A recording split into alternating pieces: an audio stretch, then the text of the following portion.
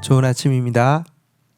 여호수아서 18장 11절에서 28절 말씀 보겠습니다. 11절 베냐민 자손 지파를 위하여 그들의 가족대로 제비를 뽑았으니 그 제비 뽑은 땅의 경계는 유다 자손과 요셉 자손의 중간이라.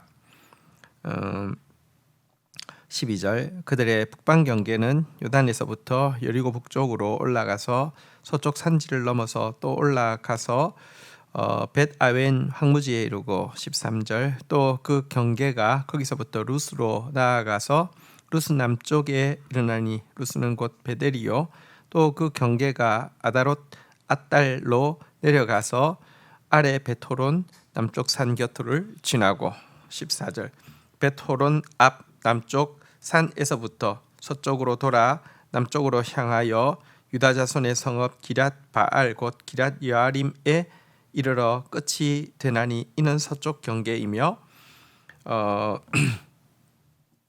15절 남쪽 경계는 기랏 여아림 끝에서부터 서쪽으로 나아가 넵도와 물 근처의 근원에 이르고 16절 르바임 골짜기 북쪽 흰놈의 아들 골짜기 앞에 있는 산 끝으로 내려가고 또 흰놈의 골짜기로 내려가서 여부스 남쪽에 이르러 엔로겔에 내려가고 17절 또 북쪽으로 접어들어 엔세메스로 나아가서 아둠밈 비탈 맞은편 글릴롯으로 나아가서 르우벤 자손 보한의 돌까지 내려가고 18절 북으로 아라바 맞은편을 지나 아라바로 내려가고 19절 또 북으로 벳 호글라 곁을 지나서 요단 남쪽 끝에 있는 염의 북쪽 해만의 그 경계의 끝이 되나니 이는 남쪽 경계이며 마지막 20절 읽겠습니다. 요단 경계는 동쪽 경계는 요단이니 이는 베냐민 자손이 그들의 가족대로 받은 기업의 사방 경계였더라. 자, 7지파가 지도를 그려오고 난 상태에서 제일 먼저 기업을 분배받은 지파는 베냐민 지파였습니다. 그리고 베냐민 지파가 받을 땅의 북쪽 경계, 서쪽 경계, 남쪽 경계, 동쪽 경계 이렇게 설명을 드렸는데요. 이것은 이 요셉 지파와 유다 지파의 중간에 있는 이렇게 이 요셉 지파와 유다 지파의 동쪽 이 이제 요단강 쪽으로 동쪽으로 중간에 있는 이 부분입니다. 서쪽으로는 같은 그 이렇게 레벨에는 단 지파가 이제 기업으로 받은 땅이 있게 됩니다.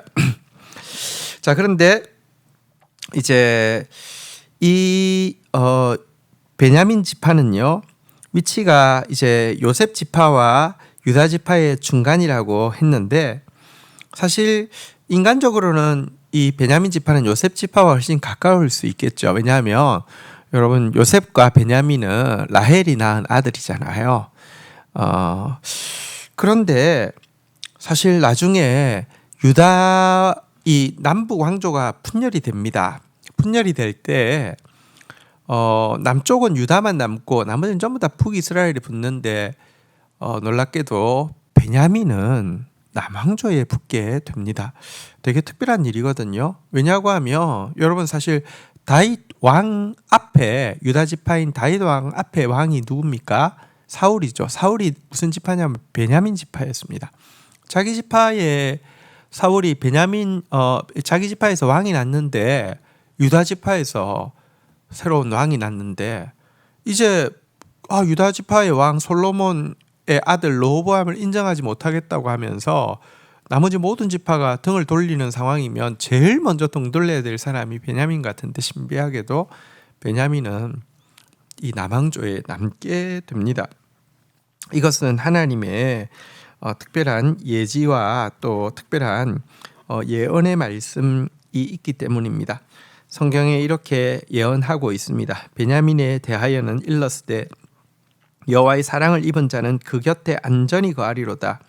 여호와께서 그를 날이 맞도록 보호하시고 그를 자기 어깨 사이에 처하게 하시리로다. 모세가 예언했는데요. 여호와께 사랑받는 그는 날이 맞도록 그의 곁에 거할 것이다. 날이 맞도록 그의 어깨 사이에 거할 것이다. 어깨 사이에 있을 수 있는 방법은요, 무등을 타든지 안겨 있든지 엎혀 있든지인데요. 어쨌든 베냐민은 의외로 이 예언대로 여러분 이 예루살렘과 이 그 남유다 이 길을 떠나지 않고 계속 남아 있는 지파가 되게 됩니다. 한편 이 베냐민 지파가 또 제일 먼저 남은 기업들 중에서는 기업 분배를 받고 정복 전쟁에 참여하게 된 것은 또한 그 야곱이 베냐민 지파에 예언한 것과 관련이 있습니다. 야곱은 그의 막내 아들 베냐민에 대해서 베냐민은 물어뜯는 일이라라고 예언을 했습니다. 이것은 그들에게 있는 호전성을 잘 보여주는데요. 이렇기 때문에 용감하게 이 정복 전쟁에 참여할 수 있어서 먼저 뽑은 것으로 보여집니다. 하지만 동시에 이 베냐민은 물어뜯는 일이라라는 이 예언은요, 사실은 이제 양날의 검과 같습니다. 대적들을 향해서 물어뜯는 일이처럼 용감하게 나간다는 뜻도 있지만 형제들을 향해서 물어뜯는 일이처럼 사용될 수도 있죠. 실질적으로 베냐민 땅에서 레위인의 첩이 능욕당하는 사건이 일어났을 때 베냐민 지파를 향해서 다른 모든 지파가 피난하자, 다른 모든 지파를 향해서 베냐민 지파가 물어뜯는 이리처럼 덤벼들다가 거의 전멸할 뻔한 그런 일도 있었습니다. 그래서 사실 이것은요, 예언의 말씀은 이제 하나님께서 우리에게 주신 이 약속의 말씀은 반드시 이루어질 약속이면서도 동시에 스스로 조심해야 될 경계의 제목이 된다는 것도 보여주고 있습니다. 아주 강한 그 호전성, 좋게 사용되어질 수 있지만 경계해야 되는 것이 잘못 사용하면 굉장히 위험할 수 있기 때문에 그렇죠. 자, 이제 21절부터 보겠습니다. 베냐민 자손의 지파가 그들의 가족대로 받은 성읍은 여리고와 벳 호글라와 에멕과 그시스와 22절 벳 아라바와 스마라임과 베델과 23절 아윈과 바라와 오브라와 24절 그발 암모니와 오브니와 게바니 12성읍과 또 그 마을들이며 25절 기브온과 람마와 브에롯과 26절 미스베와 그비라와 모사와 27절 레겜과 이르브엘과 다랄라와 28절 셀라와 엘렙과 여부스 곧 예루살렘과 기브앗과 기럇이니 14성읍이요 또 그 마을들이라. 이는 베냐민 자손이 그들의 가족대로 받은 기업들이었더라. 자, 이제 21절부터 28절까지는 앞에서는 이제 경계에 대해서 쭉 동서남북의 경계를 알려줬다고 하면 지금은 이제 성읍들을 이제 알려주는 부분이었습니다. 36개의 성읍 명단이 나와 있는데요. 이 중에 한 가지 유념해서 볼 것은 여부스라는 성읍이 끼어 있음을 보게 됩니다. 여부스라는 것은 이제 예루살렘을 이야기합니다. 근데 이 여부스 성읍은요, 사실은 유다 지파한테도 기업으로 가 있고 또 베냐민한테도 기업으로 가 있습니다. 이것은 사실 이제 좀 같이 이렇게 차지하게 하는 하나님의 이렇게 그 이제 약속이죠. 우리 앞에서 본 바대로 에브라임의 므낫세 지파의 땅이 있고 또 므낫세 지파 안에 또 에브라임의 성읍들이 있고요. 또 위에 이 에셀 지파에 또 이제 그 이 므낫세 지파에 또 땅이 있고 이렇게 약간 좀 공통적으로 점유되어진 이런 기업이 약간씩 있었는데요.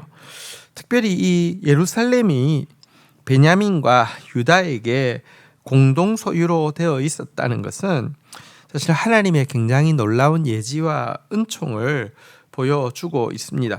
이것 때문에 베냐민은 끝까지 유다에 붙어 있을 수 있었던 것이죠.